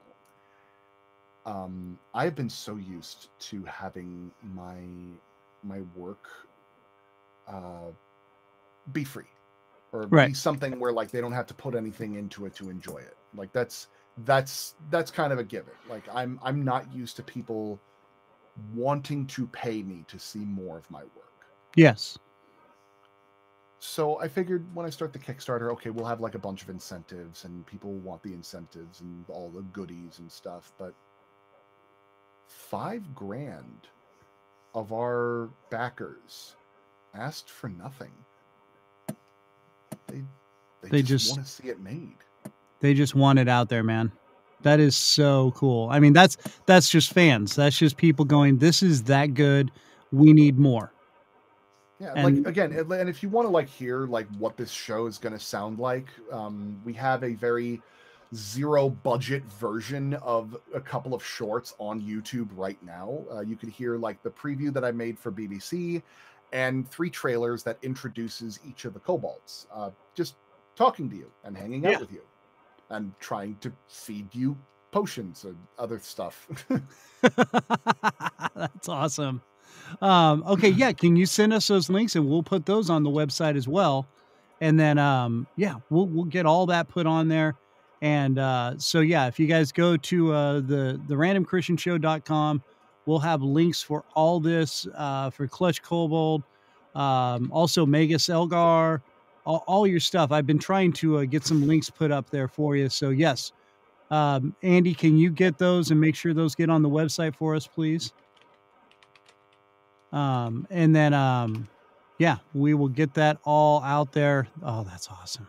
Yeah, there's still opportunity to help support us on Kickstarter and help get us to some of those stretch goals. I would love to make a full 10 episode series of this show. Yeah, dude, might take a little awesome. bit longer, but we'll have a lot going on with them to support them. And if this goes really well, if this is really successful, we'll be able to do another Kickstarter for Magus Elgar Season 2. Yes. And we'll take everything that we learned from this production and make more. And take all the stuff we learned about this Kickstarter and come up with better incentives and better ideas for the production. That's awesome, dude. Oh my gosh. Okay. While this is only like 6 episodes, like Magus Elgar is going to be like Season 2 is going to be really big. Like we have 13 episodes planned for that one. Okay, now let's go. Now the Has-Been Hotel, that just the final series. The first episode of the season finale is on YouTube right now for Hell of a Boss. Has-Been Hotel has its pilot. Yes. Has-Been Hotel has its pilot, which you can watch right now absolutely free, and you can watch Hell of a Boss absolutely free. Right on YouTube. It's all on YouTube. If you want to support us, like they've got a merch store of like really good merch that they release every year. I think they just had a Halloween sale of a bunch of like Halloween products of all of their characters, like collector's pins, t-shirts. I'm actually wearing a Has-Been Hotel shirt right now. Oh yeah, go right there. Now Has-Been is Hazbin. We need to make sure because people that are listening aren't gonna... that series they're working on building like a full series of that. We actually had them get picked up by A24, which you might know as the producers of the Vivitch. or the Witch, if you want to call that one. Yeah. Like they do a lot of like really crazy experimental horror films. Oh, okay, gotcha. Like they did that one. They did Midsummer, among other things, and they are full force, really supporting Has Been Hotel. We're supposed to be announcing something relatively soon, but I don't know anything about that because I'm just a person that bangs pots together in the background. I'm on a need to know basis. Right, there you go. And right now you just need to know that you're there. So that's all that's important to them. Dude, that is awesome. Okay. So all right, so right now these are just the things on your horizon. What else is anything else creeping up that we need to know about from you, Kenny? Well, if you want to hear more of my work, I'm working on a couple of films which I can't say anything about just yet. Mm-hmm. I have another audio drama that I'm the sound designer for. I was the entire sound team for the first book of it, and now that we're on the second book, I'm the lead sound designer. I have a crew under me now, which is nice. Yeah. Called The Sojourn. If you're a fan of The Expanse or Battlestar Galactica or Stargate SG-1, right? This is a sci-fi audio drama about a colony of ships that are trying to travel to the Tantalus cluster in order to find new resources for their dwindling supplies, and happen to come across a mysterious alien culture. Oh, look at Patsy Ann just went, yes! Designing the stuff for this was a lot of fun because they, Daniel Orid, or also known as Space Doc on YouTube, is well known for maintaining scientific accuracy on all of his projects. Nice. And we have like realistic space battles in these episodes where I actually design and plan out all of the stuff, and I build them based off of the blueprints that they actually send to me. Seriously, they send me blueprints cool, and dude. digital breakdowns of these characters. It's nuts. Oh my gosh. So wow, yeah, like so we've got it's 6 episodes really authentic. Available. Yeah, we've got 6 episodes available right now, and they're like they range between 30 to 45 minutes, but they are exactly as high quality as Magus Elgar, and they are wickedly written. I didn't write it, but I also actually play as a 1-episode villain named Richard Sedgwick in episode 5. Oh, what's Richard sound like? Richard is one of those proud people who's the captain of a vessel that has traveled thousands of miles with lots of cows. The proletariat wants to steal all of our cows for themselves, but they deny us the opportunity to get to the promised land. Aha! Something along the lines of that, I suppose. Yes, that's beautiful. Well done, sir. All right, so now I've got you up here, and I put your Gmail up here just so in case anybody wants to get a hold of you about anything, it's right there, phillipsdramatis@gmail.com. Or you could just go to kennedyphillips.org and you can see the work that I do and things that I've worked on, and you can just send me a message through there. I get the message all the same. Okay. But yeah, I'm going to be working on Sojourn next year. I'm also going to be working on a audio drama about a retelling of the Iliad's or of the Odyssey through Route 66.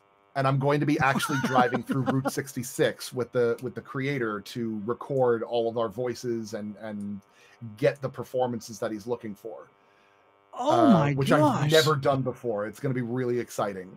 Dude, that's a cool idea. Yeah, so like we're going to be driving along Route 66, like from Detroit to all the way to California. Yeah. Recording like the big pieces and locales of Route 66, because there's a lot of Route 66 celebrities out there that we're going to be getting to perform as actors in our show. Nice. Now again, this one I'm not writing. I'm basically just being the sound team for, and I'm also going to be working with Melody Gun Studios to make it a thing. Okay. But we'll be working on that around the same time, and I'm supposed to be working on Farfetched pretty soon, which is an animated pilot made by some of the people who had worked on Has Been Hotel and Hell of a Boss. Created by Ashley Nichols, who it's about a bunch of teenagers who investigate cryptids in the woods, and their mascot is a hellhound of sorts. Okay. I'm also going to be working on Mayhem pretty soon, which is about supervillains. And Tales from Planet Sima, which is a wonderful cartoon on Newgrounds. Okay. Which is about a fox and I assume is a Dalek who are best friends and are trying to make a movie about this redhead mouse named named Kyra, and like I think the film that they're trying to make is called Ginger Gambit 5. Oh my god. That is awesome. It's really cute. Like it's got a very good feel to it. I'm going to be sound designing that too. Dude, that is, man, you are a busy dude. Now, when you pass through Kansas City on that Route 66 thing, you got to give me a heads up and let me know so I can come out and meet you or something. I'd absolutely love to do that. That would be so cool. Something that I'm planning on trying to do while I'm on this route is that I'm going to be taking a couple of detours to some of the Meow Wolf installations. Have you ever heard of Meow Wolf? No.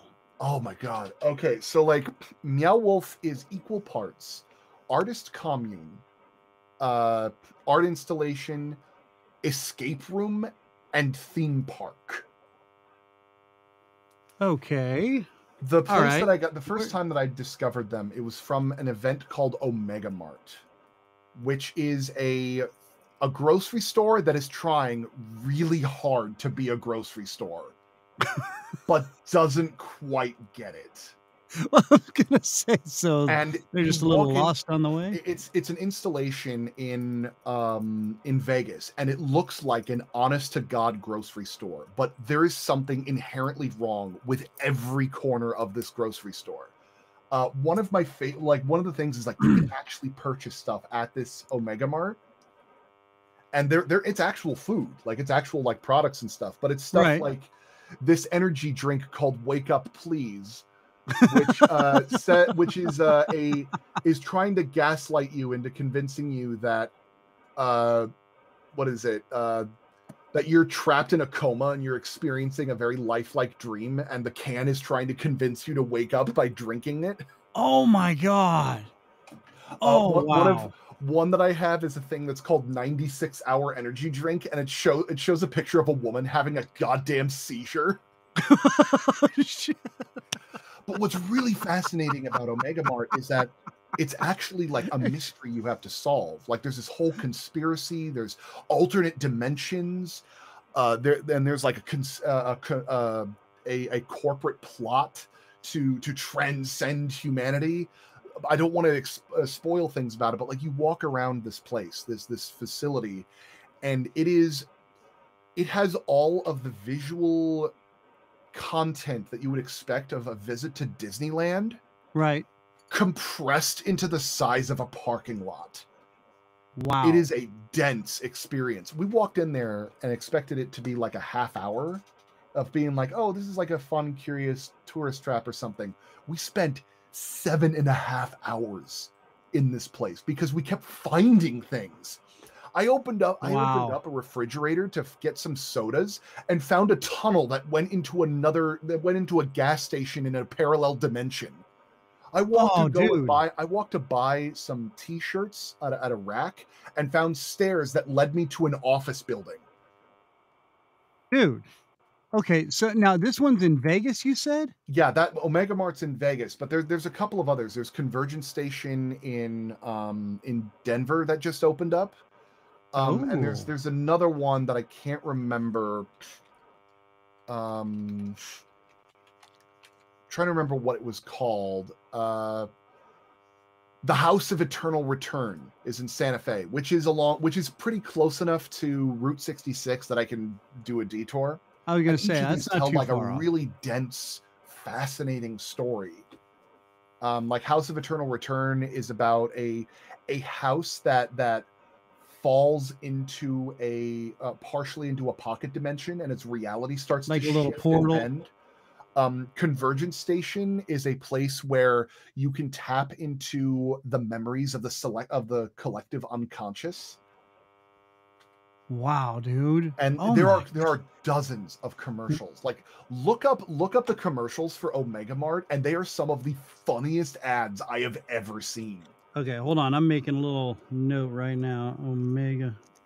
Well, if I had a pen, that would work. Omega Mart.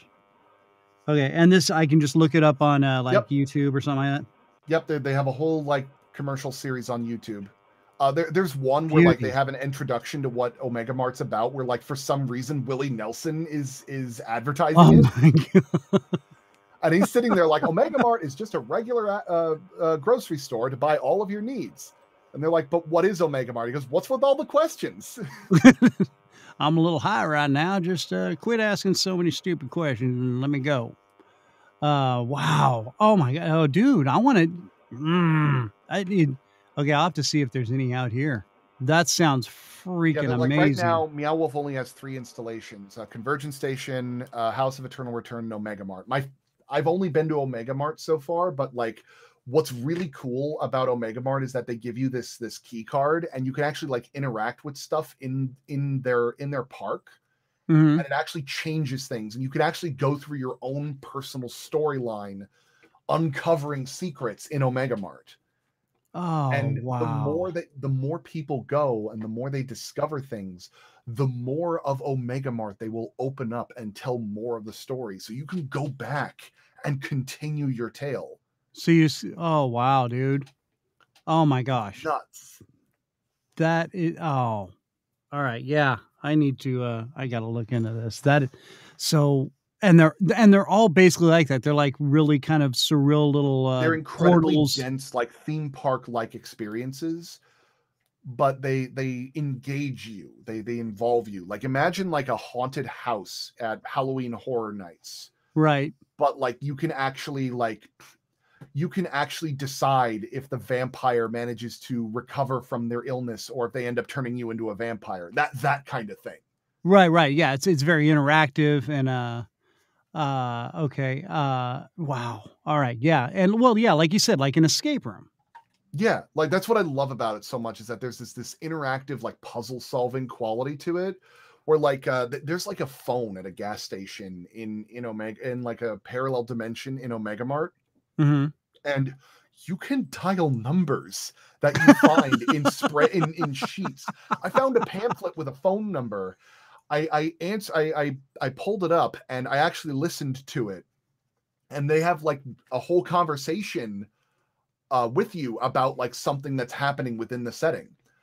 There's one bit where I ran into one of the Omega Mart employees and asked them, okay, I have a lot of questions about like why this bell pepper has teeth. Could you explain that to me? And they go, I'm really sorry you're having troubles. We have our tech support right over there. And you go to tech support and it's like a phone number, or it's like a phone that you pick it up and it brings you to their support line. Right. And the support line is a literal audio only text-based adventure where you go through a labyrinth and you fight a minotaur. Oh my God. and they purposely designed this to be a labyrinthine human resources trap so that you get frustrated and hang up.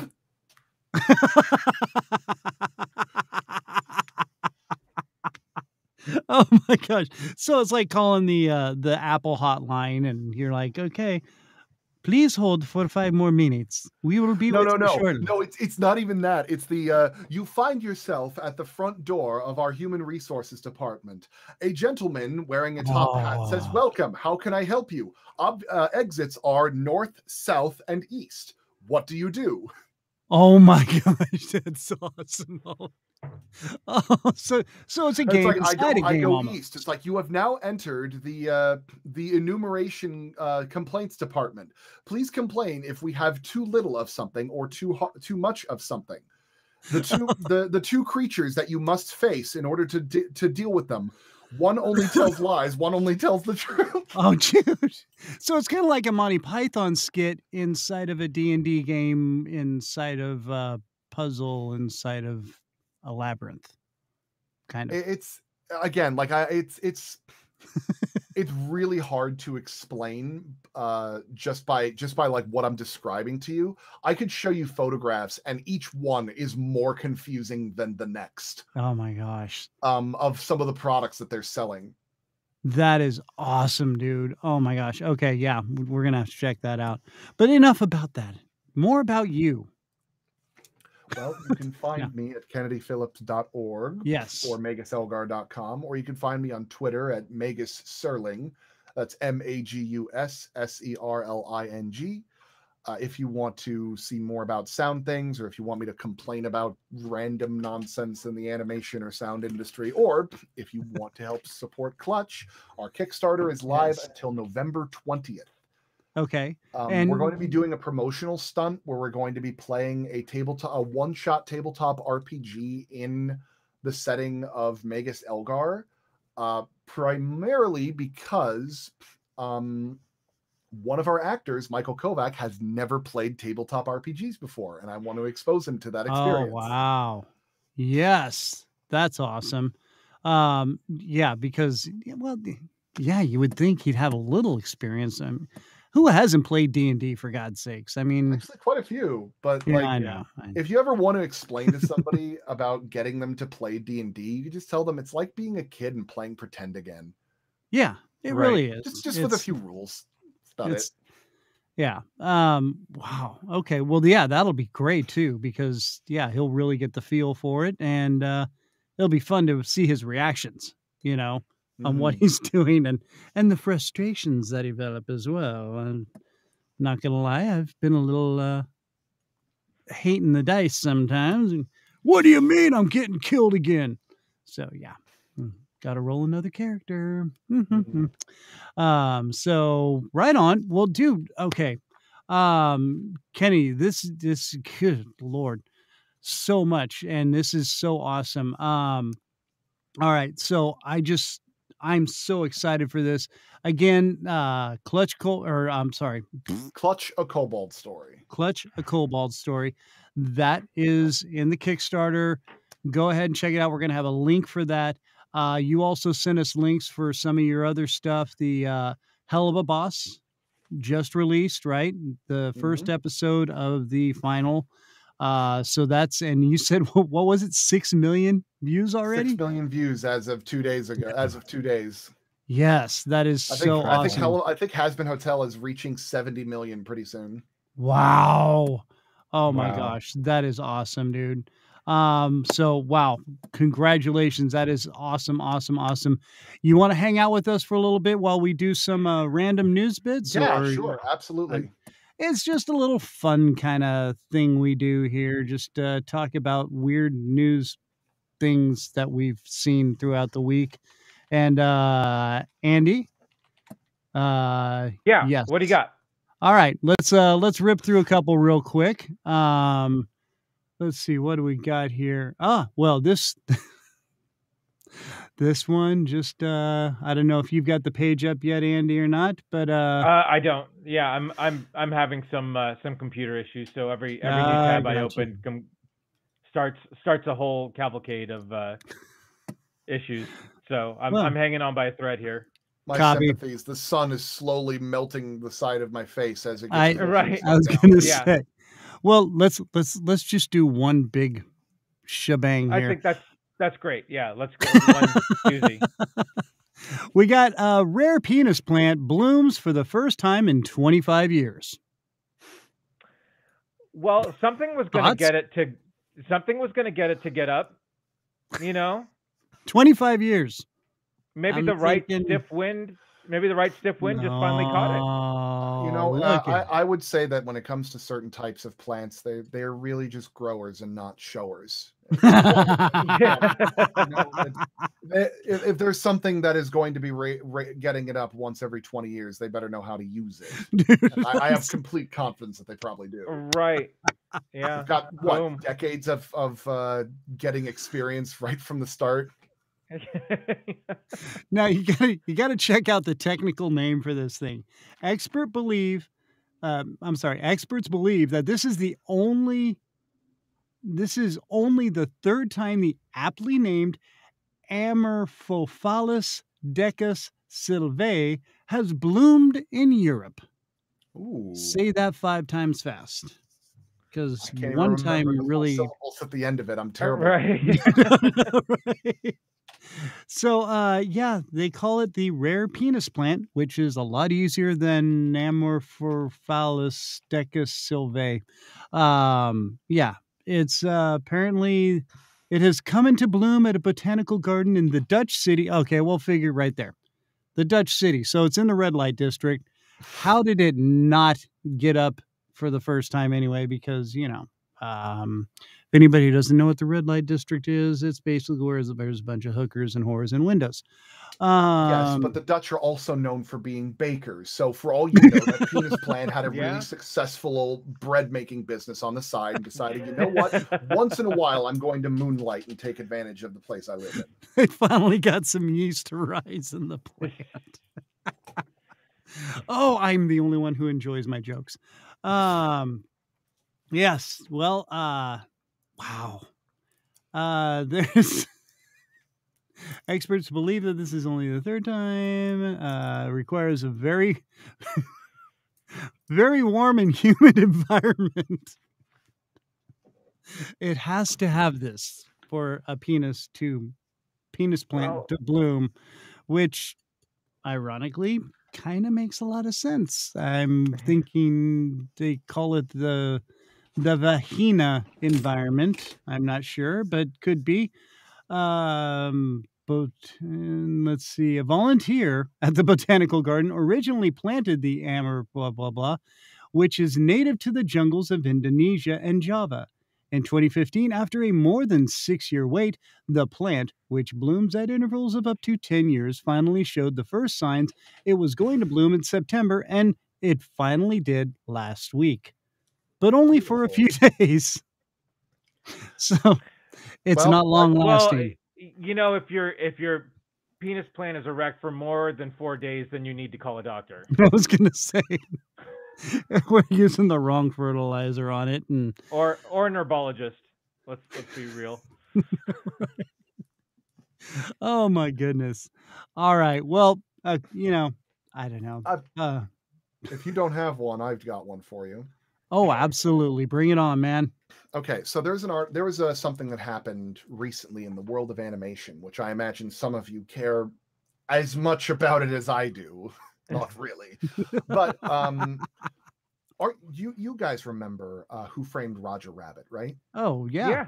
Who Framed Roger Rabbit was an unprecedented level of cooperation between Warner Brothers and Disney to bring a lot of their cartoons together under one roof for this one brilliant experience, and it's never happened again. Not really, not to that level, but. There are some companies that are starting to loosen up a little bit with allowing themselves to do these really big crossovers. What if I were to tell you that recently Cartoon Network released a trailer that was a similar kind of feel of Who Framed Roger Rabbit, where it's like all these cartoon characters crossing over, but it is for a horror series. Ooh, oh my! That sounds good. Cartoon Network released a prototype trailer for a series called "Come and Learn with Pibby." It is a series. The trailer is about a very young children's show, like Blue's Clues or Dora the Explorer, that gets invaded by a black amalgamate that is slowly assimilating and hijacking cartoon characters and wearing its faces. It is the most genuinely terrifying thing I have ever seen Cartoon Network do.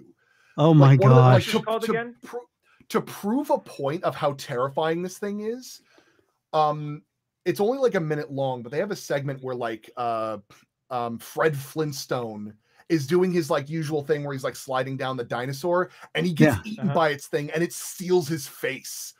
Oh my god, dude. Oh my god. Scooby-Doo characters, Adventure Time, Adventures of Gumball, Jetsons, Bugs Bunny, all of these things are getting taken by this amalgamate. And it's you wascally wabbit! I'm going to kill you and gut your face. It's up to Pibby, a sidekick and a villain from a 1930s style cartoon, to fight back against this thing before it just destroys everything. Like I just want to. What I'm going to do for you right now is I'm going to give you the link to this thing, and I'm not going to have you like pull it up or anything like that. I just want to see your reactions right here, right now for this thing. But the reason why this is so unprecedented is because this is something where it is adult centric, using children's cartoon characters as a means to portray a horror series. Yeah, that is like Cartoon Network has never done anything like that before, dude. No, not to this level. So I want you to watch this video. It is 2 minutes long, but I want to see your reactions to this thing. It is crazy. Okay, I'm pulling it up on another screen right now. Yeah, so let's click at the same time, Chris. All right. Oh, sorry. Do you want to give a link to everybody else so they can see it? I just put it in the. Oh yeah, can you put it in the chat? I think I just did. Okay. Well, oh wait, here I think I can. Oh wait, no. All right. Do you got it? Let's see. I have the link. I can't put it. I'm bringing this particular thing up because this could be a really big changer, a big game changer in the animation industry, because animations like this do not get made. They are not made for adults usually, and we're seeing a paradigm shift in what Cartoon Network of all places is willing to take a risk for. And the only way that a show like this is going to get made is if I do exactly this right now, where I expose you to this. Yeah. Okay. Okay. Yeah. Hold on. Right. I'm pulling. I'm getting it going. I'm clicking right now as well. Okay.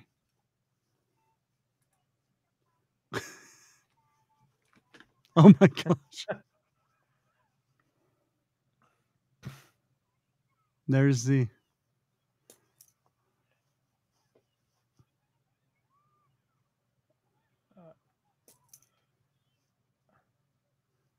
Oh my God. Sorry.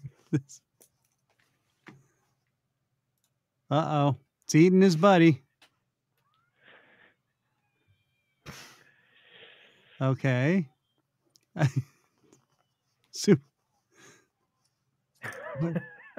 Oh my God. Oh, wow. Oh, wow. Oh, jeez. Oh, my gosh. There goes Fred. Oh. And Wilma.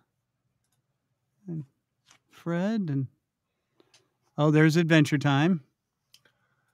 Like, just think about like what they had to do to convince the creators to even do this. Yeah, dude. I'm just a sidekick and I'm a villain. Oh my gosh, dude. We're okay. And nobody can hear what we're listening to, unfortunately, but no, this is amazing. Oh, the Care Bear. Oh, that's great. Oh. Oh my gosh, dude, this is creepy. Like, it is genuinely genuinely unsettling. They're driving around in the mystery machine. Yeah.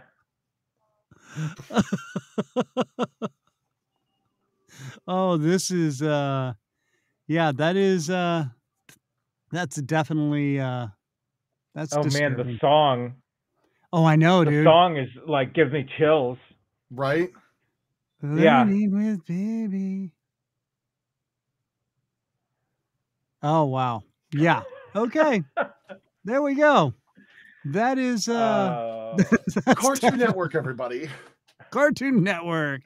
Because wow. like for like decades, Cartoon Network and a lot of these animated shows were like, we need to make sure that we don't like scar our children. So they kept dialing back that'll do stuff. it. And now they're making an Adult Swim series where they've hollowed out Jake the dog's head from Adventure Time and filled it with nightmares and static. Yeah, that's incredible. That's horrible. No, I mean, no, you're absolutely right. This is the kind of stuff this that is just unprecedented. It really is, and it flies under the radar. But give them a link. Give them a link. I'm working on it here. Okay. Sorry, keep going. And I'll actually pump this on my other podcast too, because this is right up our alley. Yeah, this honestly, is full on. The only way this thing is going to get made is if like enough people watch it and say like this needs to be made, because this is very clearly like a proof of concept to kind of test the waters a little bit. But keep in mind. Okay, just posted the link in the chat there. There was a time where Cartoon Network posted a pilot for a animated series that didn't have any plans to be made in anything, called Infinity Train. And it was such a popular upload on YouTube that they just made 4 seasons of it. And it's fantastic. Wow. And it's on HBO Max. And it's basically Silent Hill for children. Oh, good God. Oh, yeah. That's all the world needs is Silent Hill for children. Good God. You saw the live action trailer for Cowboy Bebop, right? I did. It looked really sick. It looks really good. It looks like a cross between like 70s exploitation films and Scott Pilgrim versus the World. And I mean that only in an the absolute best way. No, that's the best way you could have put it. Because when I heard that they were going to do a Cowboy Bebop live action, I'm just like, there's no way they're going to capture anything like the animated show. And sure enough, like that trailer was like, okay, they did it.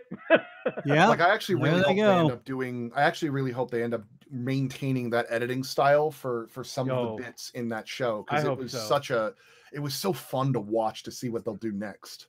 Yeah, I totally agree. Oh my God. I can't get the vision of Silent Hill for children out of my head. Then go watch it. It's on HBO Max right now, and there's 4 seasons, and every single one of them is incredible. Oh my God. Okay. Like, wow. You think well, this is a Cartoon Network series. What's like the main theme that they're going to be talking about? Well, the main theme for season 1 is divorce. I'm not kidding.